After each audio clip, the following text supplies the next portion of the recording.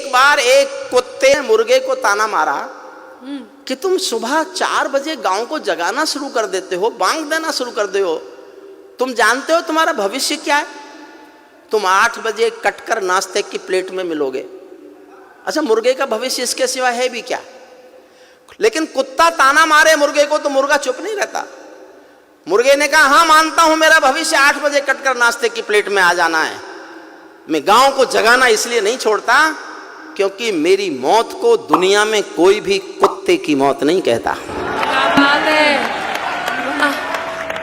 काश्मीर जो खुद सूरज के बेटे की राजधानी थी, डमरू वाले शिव शंकर की जो घाटी कल्याणी थी, काश्मीर जो भूमंडल का स्वर्ग बताया जाता था, जिसकी मिट्टी को दुनिया में अर्घ चढ़ाया जाता था, काश्मीर जो भारत माता की आंखों का तारा था, काश्मीर जो लाल बहादुर को प्राणों से प्यारा था, काश्मीर वो डूब गया था अंधी गहरी खाई में, फूलों की घाटी रोती थी मरघट की तन्हाई में, फूलों की घाटी। सल्यूट करता हूं आप, सल्यूट करता हूं। इतने थके हुए विष्णु सक्सेना के खूब थकाने के बाद भी आप ताली बजाने लायक बच गए। क्या बात है। काश्मीर वो डूब गया था अंधी गहरी खाई में, फूलों की घाटी रोती थी मरघट की तन्हाई में, वो अग्नि गंधा मौसम मलबेला था, गंधों के घर बंदूकों का मेला था, मैं भारत की जनता का संबोधन हूँ, आंसू के अधिकारों का उद्बोधन हूँ, इसीलिए दरबारों को दर्पण दिखलाता फिरता था, इसीलिए दरबारों को दर्पण दिखलाता फिरता था, मैं घायल घाटी के दिल की धड़कन गाता फिरता था, मैं घायल घाटी के 29 साल मैंने 1990 में कविता लिखी थी। और आदरणीय कठेरिया जी, आपको जानकर आश्चर्य होगा, इस कविता को मैंने 1990 में जब सबसे पहली बार लिखा तो मेरे पहले श्रोता थे श्रद्धेय अटल बिहारी वाजपेयी और श्रद्धेय लालकृष्ण अडवाणी। दोनों बैठ के रोए थे, दोनों बैठ के रोए थे। वाजपेयी साहब एक बार लाल किले में आए थे और मैं कश्मीर पढ़ रहा था। मैंने उनसे कहा, आप देश के प्रधानमंत्री बन गए और कश्मीर की हालत फिर भी नहीं सुधरी तो इससे भी सख्त कविता सुनने को तैयार रहना। फिर मुझे पता चला वो 6 साल इसीलिए उदास रहते थे क्योंकि उनके समय में तो हुआ नहीं था जो अब हुआ। मन से सुनिए, मैं अपना मन पूरा इस कविता के साथ आपसे जोड़ना चाहता हूँ। इसीलिए दरबारों को दर्पण दिखलाता फिरता था, मैं घायल घाटी के दिल की धड़कन गाता फिरता था, हमने नारों में गाया था सब कश्मीर हमारा था, जब जब भी छू कर देखा हिम चोटी में अंगारा था, काश्मीर था जहाँ तमंचे थे केसर की क्यारी में, काश्मीर था जहाँ तमंचे थे केसर की क्यारी में, काश्मीर था जहाँ रुदन था बच्चों की किलकारी में, काश्मीर था जहाँ तिरंगे झंडे फाड़े जाते थे, 47 के बंटवारे के घाव उघाड़े जाते थे, काश्मीर था जहां हौसलों के दिल तोड़े जाते थे, खुदगर्जी में जेलों से हत्यारे छोड़े जाते थे, खुदगर्जी में जेलों से हत्यारे छोड़े जाते थे, अपहरणों की रोज कहानी होती थी, धरती मैया पानी पानी होती थी, झेलम की लहरें भी आंसू लगती थी, गजलों की बहरें भी आंसू लगती थी, मैं आंखों के पानी को ललकार बनाता फिरता था, मैं आंखों के पानी को ललकार बनाता फिरता था, मैं घायल घाटी के दिल की धड़कन गाता फिरता था, मैं घायल घाटी के दिल की।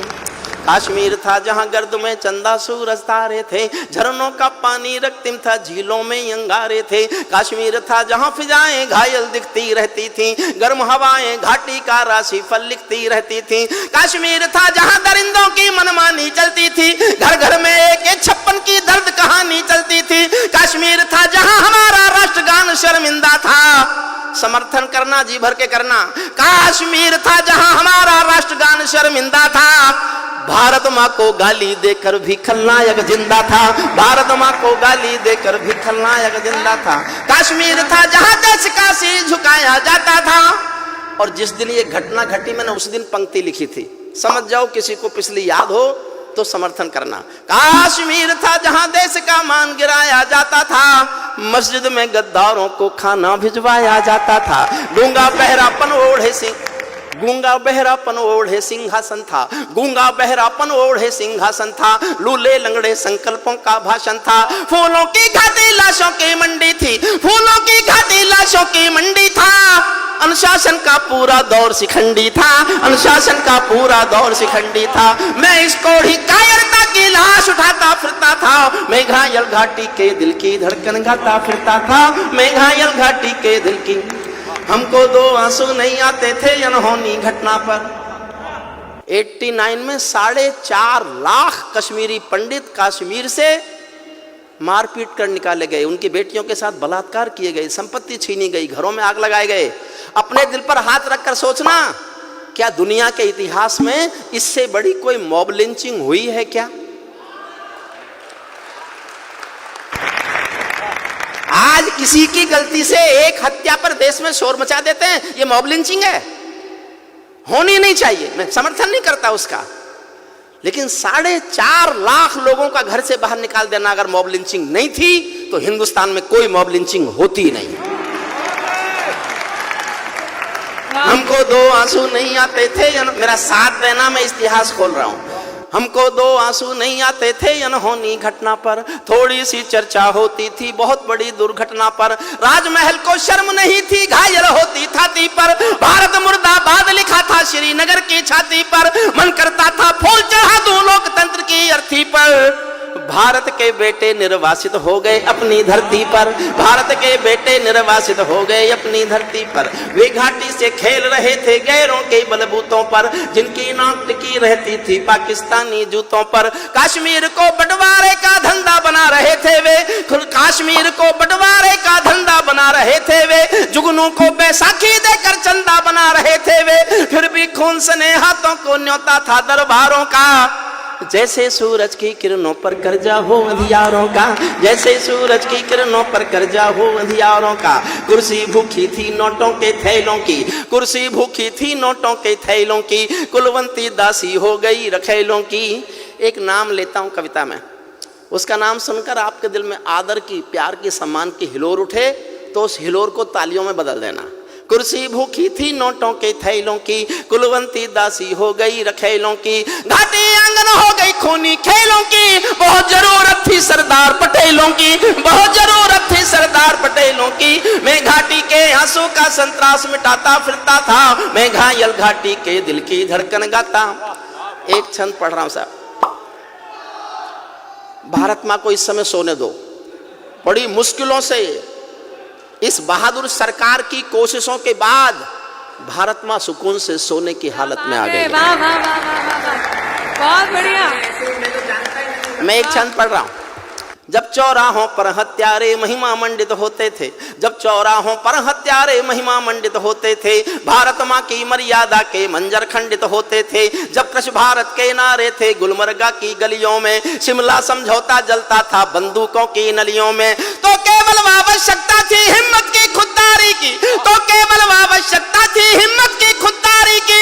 56 इंची सीने में ही आशा थी दमदारी की, 56 इंची सीने, 56 इंची सीने से ही आशा थी 56 इंची सीने से ही आशा थी दमदारी की। संविधान को बदल दिया है घाटी गैर नहीं होगी, जहां तिरंगा नहीं मिलेगा उनकी खैर नहीं होगी, जहां तिरंगा नहीं मिलेगा।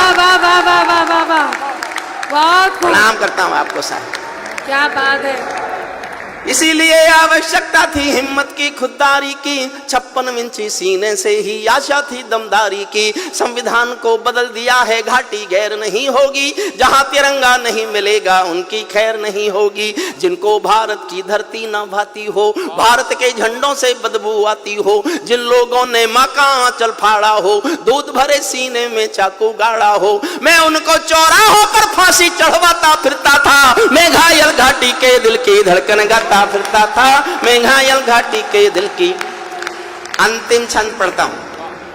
अभी उधर से बयान आते हैं हमारे पास 1 पाव का एटम बम है, हमारे पास आधी किलो का एटम बम है।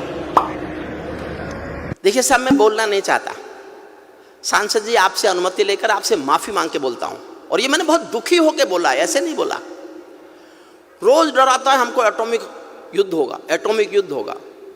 मैंने कुछ मेरे दोस्त साइंटिस्ट हैं उनसे पूछवाया कि मान लो एटॉमिक युद्ध हो ही जाए, क्योंकि उसका भरोसा क्या? जो दुनिया में किसी के भरोसे लायक नहीं है, हमारे लायक तो होगा ही क्या? मान लो हो ही जाए तो क्या होगा? बोले जी दोनों देशों के 25-25 करोड़ लोग मर जाएंगे।